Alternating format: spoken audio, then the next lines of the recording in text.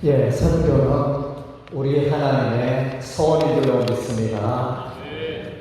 바울은 선교하는 일에 헌신을 했고 엄청난 자부심을 가지고 있었습니다. 여러분의 생애에 자랑거리는 무엇입니까? 오늘 우리가 읽은 바 로마서 15장의 이 본문에는 바울의 그 자랑을 말해주고 있는데, 이방인에게 복음을 편만하게 전하여 내가 이제 하나님 앞에서 자랑할 것이 있다, 이런 식으로 이제 고백을 하고 있습니다. 아름다운 자랑이라고 여겨집니다. 여러분의 삶 가운데로 이런 자랑이 가득하시기를 바랍니다. 선교는 누가 해야 하는가? 우리가 이제 이런 질문을 던져볼 수 있습니다. 우리 하나님은 어떤 분입니까? 여러분, 하나님이라 하면 여러분이 떠올리는 이미지가 어떤 이미지입니까? 저는 이제 최근에 깨달은 바로는 하나님을 생각하면 내가 어떤 이미지를 떠올려야 될까 생각해 보니까 하나님은 빛에 대한 이미지가 있다. 하나님이 계시는 곳에는 늘 빛으로 가득하니까 빛의 하나님을 생각하게 되었습니다. 창세기 1장에 보면 우리 하나님이 천지 만물을 창조하시는데 가장 먼저 우리 하나님께서 창조하신 것을 빛을 창조하십니다. 우리 하나님은 어둠을 싫어하시고 빛을 먼저 창조하신 것을 우리가 보게 되어집니다. 이 빛에 대한 해석은 여러 가지가 있습니다. 어떤 사람들은 넷째 날에 큰 광명, 작은 광명, 이제 태양과 해와 달과 별이 만들어졌는데 이 빛은 무슨 빛인가? 그래서 이제 어거스틴은 이 빛에 대해서 해석하기를 영적인 빛이다, 이렇게 해석하기도 합니다. 이 하나님의 빛이 예수 그리스도에게로 옵니다. 예수님께서 빛으로 오시지 않습니까? 요한복음 1장에 보면 예수께서 참빛으로 이 세상에 오셨다 했습니다. 빛이 어둠에 비치되 그 어둠이 깨닫지 못하더라, 이렇게 말씀해 주고 있습니다. 마태복음 4장에는 이방의 갈릴리어 흑암에 앉은 자들과 사망의 그늘에 있는 자들에게 큰 빛이 비쳤도다. 큰 빛은 바로 이제 메시아 예수 그리스도를 말합니다. 그리고 이제 요한복음 8장에도 예수께서 나는 세상의 빛이라 말씀하시고 나를 따르는 자는 어둠에 다니지 아니하리라. 그 빛은 바로 이제 생명의 빛이었습니다. 이 예수 그리스도의 이 생명의 빛이 사도 바울에게 임하였습니다. 그래서 이제 사도행전 9장에 보면 하늘에서 큰 빛이 사울에게 둘로 비치어 사울아 사울아 어찌하여 내가 나를 박해하느냐. 그래서 이제 부활하신 예수님의 음성을 듣게 되어지고 큰 빛 가운데 계신 예수님을 만나게 됩니다. 그래서 이제 바울은 이 예수 그리스도의 생명의 빛을 힘입어 이방 선교에 놀랍도록 드려지는 것입니다. 그래서 이제 바울은 자기를 글로 나는 이방의 빛이라 이렇게 자신을 소개하는데, 이것은 이제 이사야서 42장 6절과 이사야 49장 6절에 이방의 빛이라는 단어가 나오는데, 이 이방의 빛은 메시아 예수 그리스도를 말합니다.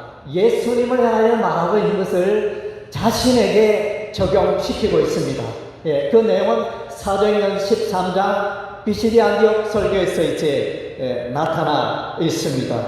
그리고 이제 오늘 우리에게도 하나님의 빛이 임한 줄 믿습니다. 마태복음 5장에는 너희는 세상의 빛과 소금이라 이렇게 말했습니다. 그래서 또한 이제 에베소서 5장 8절에는 너희는 빛의 자녀이니 빛의 자녀들처럼 행하라. 너희의 삶 가운데 빛의 열매가 가득하기를 바란다. 이런 이제 내용들이 나타나 있습니다. 그래서 성경은 흑암에 있는 자들을 하나님의 빛으로 인도하는 것이 선교인 줄 믿습니다. 사도행전 26장에 보면 아그리파 왕 앞에서 사도 바울은 이제 간증하기를 자신의 소명이 이방인들을 어둠에서 빛으로 인도하는 그 사역을 내가 감당해야 한다. 사단 마귀의 어두운 권세 가운데 있는 그들을 하나님의 빛으로 인도해야 된다. 이렇게 고백을 하고 있습니다. 두 번째로 이제 바울은 복음에 대한 넘치는 확신을 갖고 있었습니다. 로마서 1장 16절, 17절 내가 복음을 부끄러워하지 않은 이 복음은 모든 믿는 자에게 구원을 주시는 하나님의 능력이 됨이라. 그래서 여기서 보면 이제 두 가지에 우리가 중요할 필요가 있는데 예수 그리스도의 복음은 모든 믿는 자를 구원한다는 것입니다. 두 번째로 복음에는 하나님의 의가 나타나서 죄인을 의롭게 한다. 이렇게 말씀해 주고 있습니다. 그래서 이제 이 복음에 대한 넘치는 확신을 바울은 갖고 있었고, 바울은 이제 사도행전 13장에서 선교사로 파송을 받아 갈라디아 지역의 비시디아 안디옥의 회당에 가서 설교를 하는데 거기서 이제 세 가지를 설교합니다. 다윗의 자손으로 오신 예수 그리스도를 말하고 있고, 두 번째로 다윗이 예언한 바 시편 16편에서 예언한 바 죽은 자의 부활에 대해서 부활의 예수님을 전가하고 있습니다. 시편 16편에는 주의 거룩한 자가 썩음을 당하지 아니하리라 다윗이 예언하였는데 예수께서 과연 부활하신 것입니다. 그리고 이제 세 번째로 율법으로도 의롭게 되지 못하는 일에 예수 이름 힘입어 우리가 다 죄사함받고 의롭게 되도다. 그것을 이제 설교합니다. 한마디로 말하면 그 내용은 이제 이신칭의의 내용이 되는 것입니다. 그래서 복음에 대한 이와 같은 넘치는 확신이 바울로 하여금 담대한 선교를 가능하게 했던 것입니다. 그리고 이제 바울은 이방인 선교에 대해서 넘치는 확신을 갖고 있었습니다. 바울의 로마서 신서를 보면 로마서 4장에 아브라함의 장입니다. 믿음의 조상 아브라함이 나오는데 이 아브라함은 할례자 이스라엘의 조상일 뿐만 아니라 무할례자 이방인들의 조상도 된다. 이렇게 말씀해 주고 있습니다.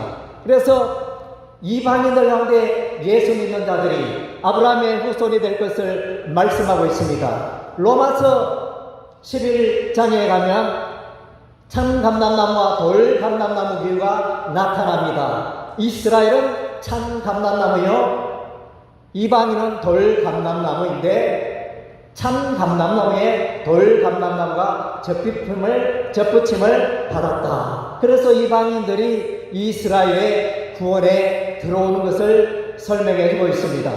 그리고 이제 로마서 9장에 보면 호세아 선지자가 나타납니다. 호세아서 2장 23절에 하나님의 백성이 아닌 자가 하나님의 백성이 되어지며 하나님께서 사랑하지 않은 자를 사랑하신다는 표현이 기록이 되어 있습니다. 또한 이제 로마서 15장 12절에는 이사야 선지자가 나타나는데 이새의 뿌리에서 메시아가 나올 것을 이제 예언해 주고 있습니다. 이 내용은 이사야서 11장 10절에 나타나는 내용입니다. 그래서 다윗의 뿌리에서 한 가지가 나오는데 만민의 기치가 될 것이며 열방이 그에게로 나오리라. 이렇게 호세아 선지자와 이사야 선지자가 열방 민족이 구원 얻게 될 것을 예언하고 있는 이런 내용들을 로마서에서 기록하고 있는데 바울은 이방 선교에 대해서 우리 하나님의 부르심을 받아 담대하게 복음을 전했던 것을 기억하게 됩니다.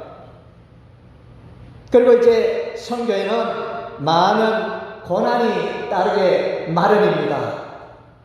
바울의 자서전적인 고린도후서에 보면 고린도후서 6장과 고린도후서 11장에는 바울의 넘치는 그 고난과 희생과 환난을 말해주고 있는데, 강의 위험, 강도의 위험, 이방인의 위험, 광야의 위험, 바다의 위험, 세 번의 태장, 세 번의 타선, 이렇게 수도 없이 고난의 왕명을 열거해주고 있습니다. 제1차 선교 여행 때는 갈라디아의 루스드라 지역에 가서 이제 복음을 전했는데, 거기서 돌에 맞아 거의 죽을 뻔했습니다. 그리고 이제 제2차 선교 여행 때는 빌립보에서 예수의 복음을 전하였는데, 그때 체포되어 바울과 실라가 이제 감옥에 투옥되어지고, 기도하고 참여하며 큰 지진이 나고 옥토가 흔들리면서 문들이 다 열려지며 나오는 그런 이제 고난을 겪었습니다. 제3차 전도 여행 때는 에베소에서 복음을 전하였는데, 에베소 사람들이 이제 반청으로 고소를 하고 고발을 하고, 이들 가운데, 바울팀 가운데 마게도나 사람 가이오와 아리스토타고를 연극장으로 붙들어 가서 재판을 하려고 하는 그런 일들이 일어났는데, 서기장이 불법 집회를 하여 아무 까닭 없이 우리가 이렇게 괴롭히는 것이 합당하지 않다 하여 그 집회를 해산하였습니다. 그리고 이제 제3차 선교여행 중에 바울이 드로아에 가서 이제 밤늦도록 설교를 하는데, 유두그라는 청년이 창터에 걸터 앉아 졸다가 3층에서 떨어져 거의 죽었습니다. 집회 가운데 사람 죽는 일이 이 사람이 얼마나 놀랐겠습니까? 바울은 제4차 선교에 예루살렘에서 로마로 출발합니다. 제수의 몸으로 출발하게 되는데, 배가 드레셈에서 출발하여 이동하는데 유라굴로 태풍이 닥쳐서 이제 보름 동안 먹지 못하고 자지 못하고 노심초사하며 과연 살 수 있을까? 배의 모든 짐을 바다에 던져버리고 죽느냐 사느냐, 이런 이제 염려되는 그런 환경들도 있었는데, 하나님의 은혜로 그 배가 멜리데라는 섬에, 바위섬에 파선이 되어지고 그 육지에 올라가게 되는 그런 환난을 겪었던 것입니다. 이런 이제 바울의 선교 여행을 볼 때 우리가 선교사들 위해, 선교 일을 위해 기도해야 하는 이유가 바로 여기에 있는 것입니다. 로마서 15장 30절 이후에 보면 바울은 이제 로마 교인들에게 세 가지 기도를 부탁합니다. 첫 번째는 이제 내가 예루살렘에 갈 때 유대인들이 나를 박해할 텐데 거기서 보호받을 수 있도록 부탁을 하고, 두 번째로 마게도나 교회, 아가야 교회 연보를 예루살렘 교회에 전달할 때 또 잘 전달할 수 있도록 기도 부탁을 하고, 그 다음째 이제 지중해 바다를 건너 로마까지 가야 할 텐데 안전하게 잘 갈 수 있도록 기도 부탁을 한다. 이렇게 기록하는 장면을 우리가 로마서에서 보게 되어집니다. 또한 이제 우리는 바울의 선교는 계속 멈추지 않고 어떤 환란이 있더라도 계속 선교의 여정이 이루어짐을 우리가 볼 수 있습니다. 바울이 이제 제3차 전도를 마치고 두로에서 가이사라에 도착하고 가이사라에서 예루살렘으로 올라오는데, 가이사라의 그 전도자 빌립의 집에 있을 때 유대에서 내려온 아가보라는 선지자가 바울의 띠를 가져 이 띠 임자는 이렇게 결박당하여 이방인의 손에 넘겨오리라 이렇게 경고 예언했지만은, 바울은 나는 결박당할 뿐만 아니라 죽을 것도 각오하였다 이렇게 말하면서 그의 선교 여정은 계속 전진이 되었던 것입니다.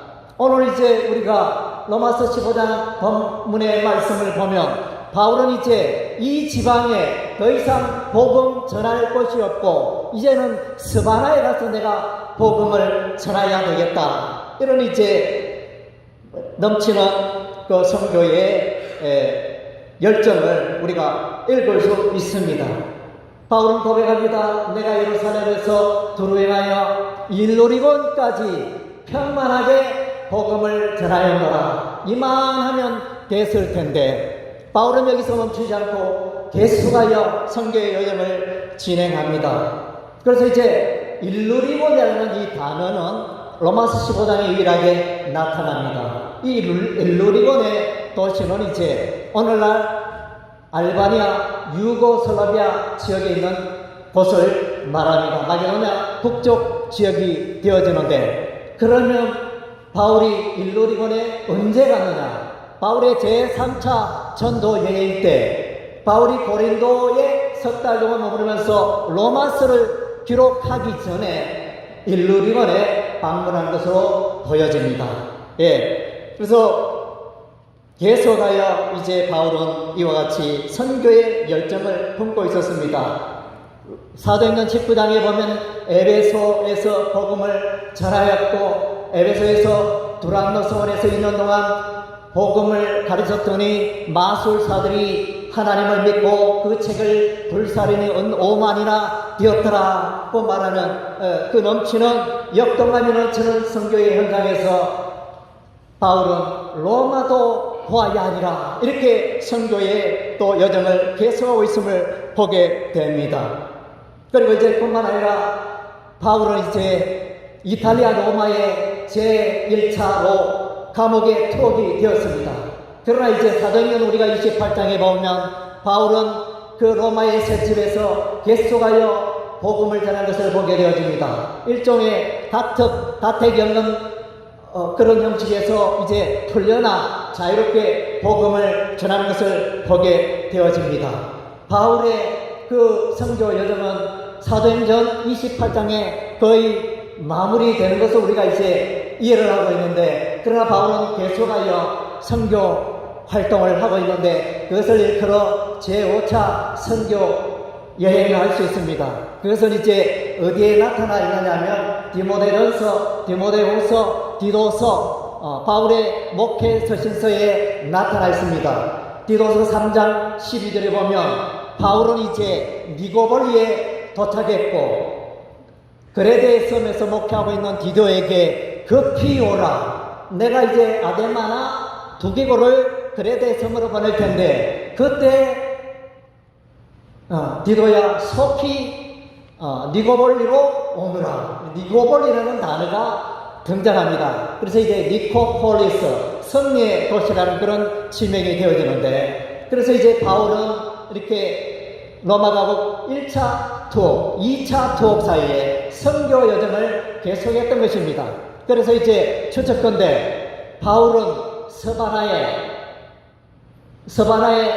갔을까? 서바나에 선교 여행을 했을까 안 했을까? 우리가 이제 질문할 수 있는데 성경에는 구체적으로 나타나 있지 않기 때문에 어떤 신학자는 갔다, 어떤 신학자는 가지 않았다, 이렇게 말하는데, 이제 저는 바울이 스페인까지 갔다, 이렇게 그런 입장에 서기를 원합니다. 예, 로마 교부 클레멘트는 그의 서신 고린도 교회 번역 서신에 보면 거기에 바울이 스페인에 왔다, 서방의 경계 스페인에 왔다, 이런 식으로 이제 언급하는 그런 실마리가 있습니다. 고대 문헌에. 그리고 이제 두 번째로 확실한 증거라고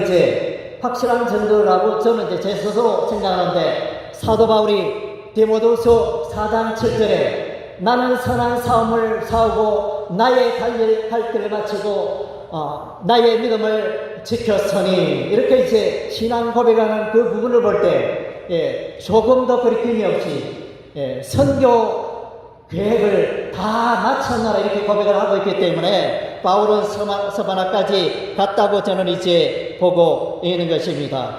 예, 그래서 이제 우리는 최근 몇 년 동안, 수년 동안 코로나19 바이러스로 인해서 모든 선교 활동이 주춤했습니다.